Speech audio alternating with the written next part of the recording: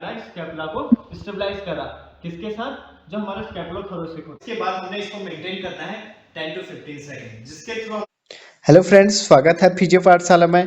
तो आज इस वीडियो में हम चेक करने वाले हैं लोअर ट्रेपेजियस मसल के फंक्शन के बारे में, जिसमें हम स्ट्रेंथनिंग एक्सरसाइज देखेंगे कि कैसे हम लोअर ट्रेपेजियस को उसके एक्शन के थ्रू इनिशिएट करके हम उसको स्ट्रेंथनिंग एक्सरसाइज कर सकते हैं। ओके, तो उसमें हम प्रैक्टिकल वीडियो में देखेंगे मॉडल पर कैसे करेंगे, बट पहले हम थोड़ा स्ट्रक्चर बाय इमेज के थ्रू समझते हैं कि हमारा लोअर ट्रैप्स हमारे कहाँ पर रहता है। तो दिस लैंडमार्क मतलब T2 से T12 के जो स्पैनस प्रोसेस है, यहाँ से इसका ओरिजिन होता है और हमारे जो शोल्डर ब्लेड है और स्पैनस प्रोसेस है स्कैपुला की अब साइड में, वहां पे जाके इंसर्ट होता है। तो बेसिकली लोअर ट्रेपेजियस, ठीक है। अपर और मिडिल हम बाद में डिस्कस करेंगे, पहले लोअर से। तो बेसिकली जो विंग देख रहे हैं राइट एंड लेफ्ट, तो दिस इज हमारा जो दिख रहा है part, this is lower traps. अब हम चेक करते हैं बाय थोड़ा इमेज के थ्रू कि इसमें कैसे कैसे हेल्प करेगा। बेसिकली जो लोअर ट्रेपेजियस है ये एक्टिवेट या बेसिकली मसल कॉन्टैक्ट हेल्प करता है किसमें, जो हमारे स्कैपुला का स्टेबलाइजेशन है। जब हमारा आर्म का एलिवेशन होता है, अबडक्शन होता है, तो बेसिकली स्कैपुला ह्यूमरल रिदम हमने सुना है, तो उसमें भी हेल्प करता है किसके through, stabilizing of the scapula, ठीक है। तो बेसिकली कपल मोशन में हेल्प करता है सेरेटस एंटीरियर के साथ। तो बेसिकली नॉर्मल इसका जो फंक्शन है वो क्या है, ये हमारा अपवर्ड रोटेशन में हेल्प करता है जब हमारा आर्म एलिवेशन में जाता है, और साथ में पोस्टीरियर टिल्टिंग में हेल्प करता है जब अबडक्शन में जाता है ओवरहेड एक्टिविटी में, और साथ में हमारा पोस्टीरियर टिल्टिंग या एक्सटर्नल रोटेशन ऑफ स्कैपुला में हेल्प करता है। तो आइए हम चेक करते हैं एक बार प्रैक्टिकल वीडियो में कि कैसे कैसे ये काम करेगा। तो आइए हम अब देखते हैं कि जो हमारा लोअर ट्रेपेजियस मसल है उसका ओरिजिन इंसर्शन कहाँ पे जा रहा है नॉर्मल स्ट्रक्चर में, और उसके बाद देखेंगे कि ये कैसे हमारे इस स्कैपुला की स्टेबलाइजेशन में हेल्प कर रहा है, और साथ में इसको हम एक्टिवेशन में कौन सी एक्सरसाइजेस को एक्टिवेट कर सकते हैं, ठीक है। तो बेसिकली जो हमारा T2 से T12 के स्पैनस प्रोसेस होते हैं, यहाँ से इसका ओरिजिन हो रहा है। तो T2 हमारा जो एरिया आ गया वो कैसे आइडेंटिफाई करेंगे हम, C7 के थ्रू। ये हमारा C7 आ गया जो प्रोमिनेंट होगा, और आप नेक आगे करिए, ठीक है। ये हमारा C7 आ गया, T1 T2 सीधे कर दीजिए। तो T2 से हमारा जो हमारा T12 है, ठीक है, अभी ऐसे ही नॉर्मल डिस्कस कर लेते हैं। T12 है, इनके स्पाइनस प्रोसेस से ये निकल रहा है, मतलब ओरिजिन हो रहा है, ओके। और देन कहां पर जाएगा इसका फाइबर,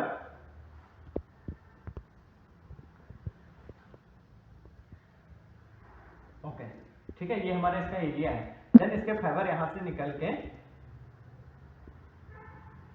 हमारे जो स्पैनस प्रोसेस है किसकी, स्कैपुला की, इस स्पैनस प्रोसेस के रूट पे, और साथ में हमारे जो लेटरल जो हमारा यहाँ पर ब्लेड है, स्कैपुलर ब्लेड बोलते हैं, यहाँ पे इसका इंसर्शन होगा। तो बेसिकली इस टाइप से दिखेगा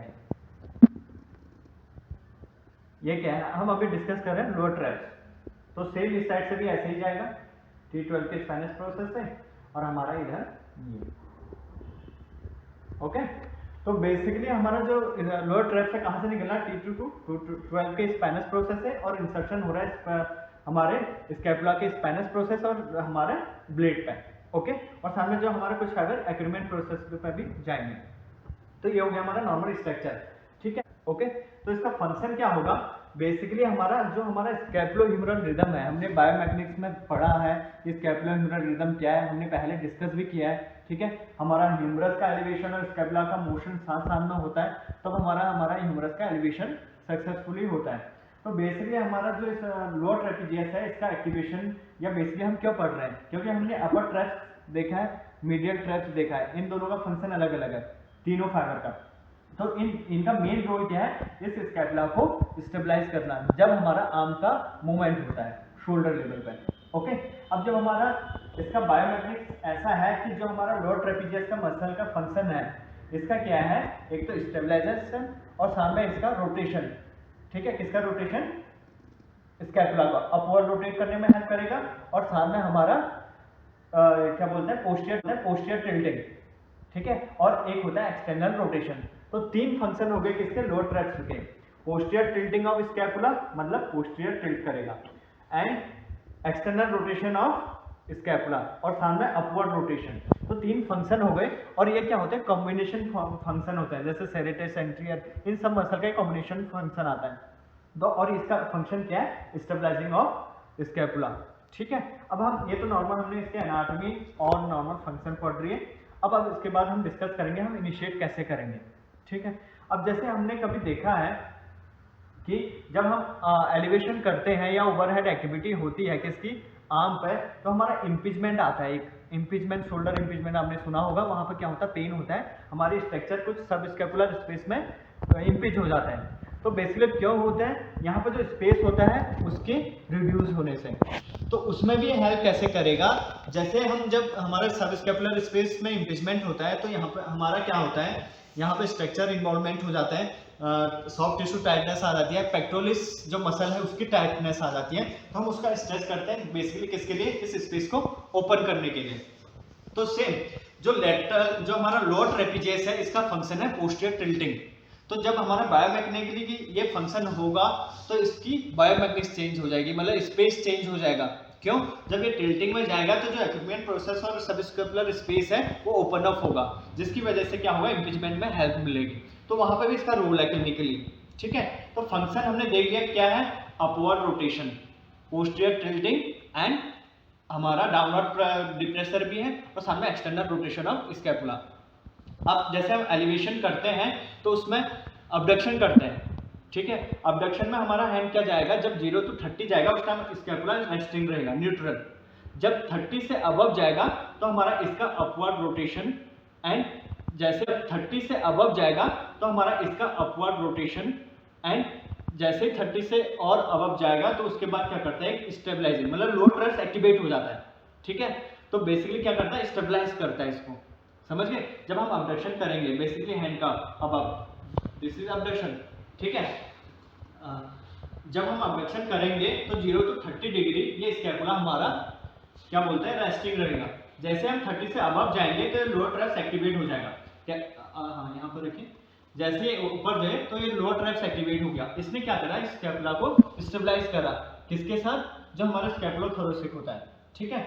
और उसके बाद अपवर्ड रोटेशन में हेल्प करेगा, और जब ये अबव जाएगा तो पोस्टीरियर टिल्टिंग में हेल्प करेगा। पोस्टीरियर टिल्टिंग में क्यों, जब ये पोस्टीरियर टिल्टिंग करेगा तो ओवरहेड एक्टिविटी में हमारे इजी हो जाएगी।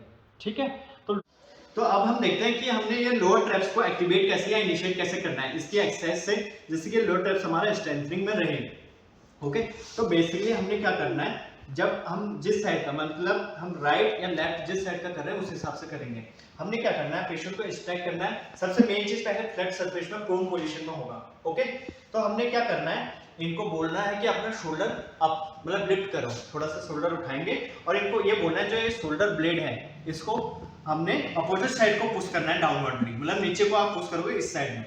ठीक है। पुश करिए थोड़ा सा, यस, बट डाउनवर्ड होना चाहिए इस हिप की पोजीशन में। ठीक है। देन इनको बोलना है कि अपना हैंड थोड़ा एलिवेट करेंगे एक्सटेंशन में। क्यों, जैसे कि थोड़ा प्रेशर आए और इसमें स्ट्रेंथ, मतलब रेजिस्टेंस लगे। और इनको बोलना है external rotation of hand towards the foot. ठीक है, ये दिस।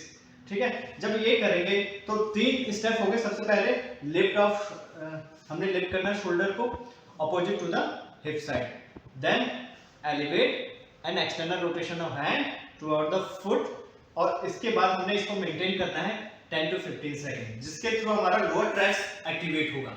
ठीक है।